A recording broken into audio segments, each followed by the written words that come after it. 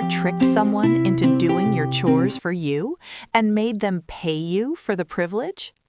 Tom Sawyer did, and he didn't just get out of work, he became the richest kid in town. But how on earth did he pull it off without getting caught? It was a Saturday morning, and the summer world was bright and fresh. Every boy in St. Petersburg was free to run wild, but not Tom. Aunt Polly had given him a bucket of whitewash and a long-handled brush. His mission? To paint 30 yards of board fence, 9 feet high. Tom looked at the fence. Then he looked at his bucket. Life to him seemed hollow, and existence but a burden. He wanted to go swimming. He wanted to play pirates. So he tried to bribe his little friend Jim to do it for him.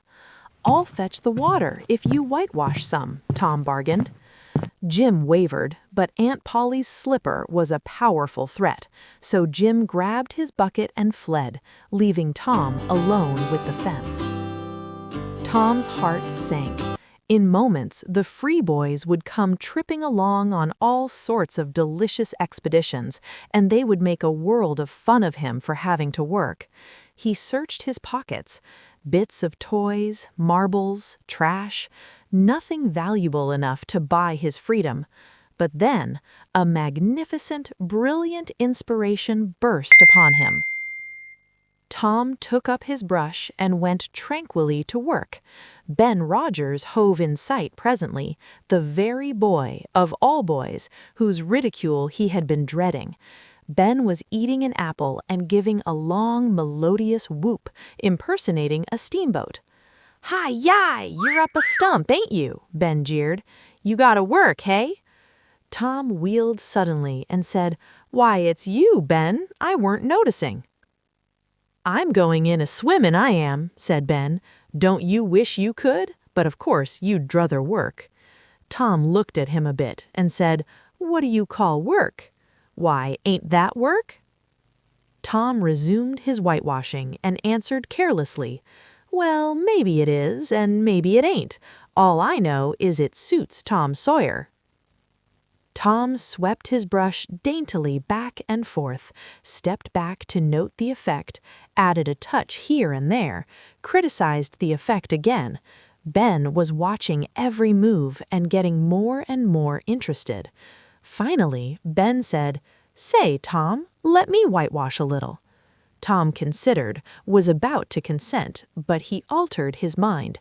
No, I reckon it wouldn't hardly do, Ben. You see, Aunt Polly's awful particular about this fence. It's got to be done very careful. I reckon there ain't one boy in 1,000, maybe 2,000, that can do it the way it's got to be done." "No, is that so? Oh, come now, let me just try. Only just a little," Ben begged. "I'd let you if you was me, Tom." "Ben, I'd like to, honest Injun, but Aunt Polly, if you was to tackle this fence and anything was to happen to it—" "Oh, shucks, I'll be just as careful. Now, let me try. Say, I'll give you the core of my apple." Tom shook his head. "I can't, Ben, I'm afraid." "I'll give you all of it." So Tom gave up the brush with reluctance in his face, but alacrity in his heart. And while the late steamer Big Missouri worked and sweated in the sun, the retired artist sat on a barrel in the shade close by, dangled his legs, munched his apple, and planned the slaughter of more innocents. And plenty of material came along. Boys happened along every few minutes. They came to jeer, but remained to whitewash. By the time Ben was fagged out, Tom had traded the next chance to Billy Fisher for a kite in good repair. And when he played out, Johnny Miller bought in for a dead rat and a string to swing it with.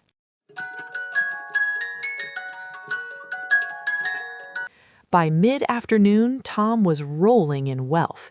He had 12 marbles, part of a Jew's harp, a piece of blue bottle glass to look through, a spool cannon, a key that wouldn't unlock anything, a fragment of chalk, a glass stopper of a decanter, a tin soldier, a couple of tadpoles, 6 firecrackers, a kitten with only one eye, a brass doorknob, a dog collar but no dog, the handle of a knife, 4 pieces of orange peel, and a dilapidated old window sash. And the fence? It had 3 coats of whitewash on it. If he hadn't run out of whitewash, he would have bankrupted every boy in the village. Tom walked into the house. Aunt Polly was expecting lies. She was ready to scold him for running off. But then she looked out the window. Her jaw dropped. The entire fence was gleaming white, not a spot missed. "Well, I never!" she exclaimed. "You can work when you're a mind to, Tom."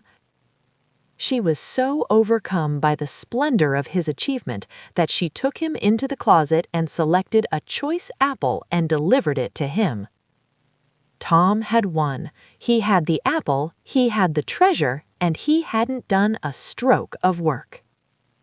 And that brings us to the end of The Adventures of Tom Sawyer, The Whitewash Wonder by Mark Twain. So, what did Tom teach us today? He discovered a great law of human action without even knowing it.